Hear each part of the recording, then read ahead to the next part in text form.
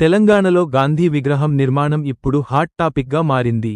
ఈ ప్రాజెక్ట్కు సుమారు 5,000 కోట్ల రూపాయలు ఖర్చు అవుతుందని ప్రచారం జరుగుతోంది. ప్రభుత్వ వర్గాలు చెబుతున్న ప్రకారం ఇది రాష్ట్ర గౌరవానికి ప్రతీకగా నిలిచే ప్రతిష్టాత్మక నిర్మాణమని పేర్కొంటున్నారు. ఎన్నో కుటుంబాలను రోడ్డుపాలు చేసి గాంధీ విగ్రహం కట్టడం ఇప్పుడు అవసరమా అని కాంగ్రెస్ సీఎం రేవంత్ రెడ్డిపై ప్రజలు చాలా కోపంతో ఉన్నారు. అయితే ప్రతిపక్ష పార్టీలు మాత్రం తీవ్రంగా విమర్శలు వస్తున్నా ప్రజల అవసరాలు, అభివృద్ధి కార్యక్రమాలు, ఉద్యోగాలు, విద్య, వైద్యం వంటి అంశాలకు ప్రాధాన్యం ఇవ్వాల్సిన సమయంలో ఇంత భారీ ఖర్చు అవసరమా అని ప్రశ్నిస్తున్నారు. సోషల్ మీడియాలో కూడా ఈ విషయానికి పెద్ద చర్చగా మారింది. కొంతమంది ఇది చరిత్రాత్మక నిర్మాణమని సమర్థిస్తుండగా మరికొందరు ప్రజాధనం వృధా అవుతోందని విమర్శిస్తున్నారు. ఈ ప్రాజెక్ట్కు సంబంధించిన పూర్తి ఖర్చు వివరాలు, టెండర్లు, అమలు ప్రణాళిక వంటి అంశాలపై అధికారిక స్పష్టత రావాల్సి ఉంది. ప్రజల డబ్బుతో జరుగుతున్న ఈ నిర్మాణంపై పారదర్శకత ఉండాలని చాలామంది కోరుతున్నారు.